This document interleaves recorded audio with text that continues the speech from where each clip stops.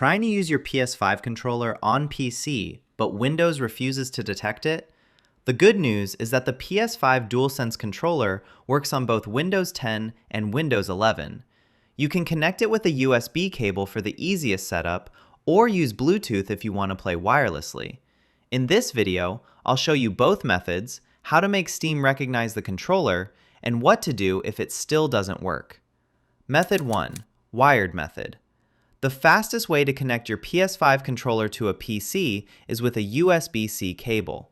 Take a USB-C to USB-A or USB-C to USB-C cable, depending on the ports on your PC. Plug the USB-C end into the controller and the other end into your computer. Windows should automatically detect it within a few seconds. Once connected, the light on the controller should turn on, and you can immediately use it in supported games or Steam. Wired mode is also the best option if you want lower input lag and the most reliable connection. Method 2. Bluetooth method.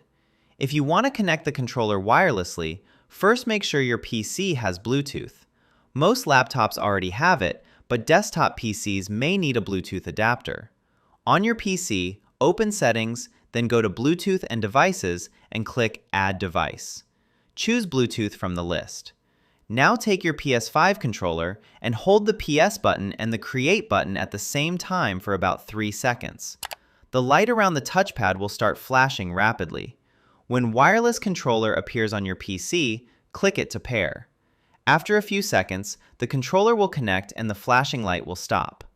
What to do if the controller doesn't show up? Sometimes the controller does not appear in the Bluetooth list. If that happens, turn the controller off completely by holding the PS button for around 10 seconds. Then try entering pairing mode again by holding PS and Create together.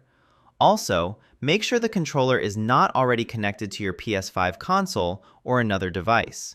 A DualSense controller normally reconnects to the last device it was paired with, which can stop it from showing up on your PC.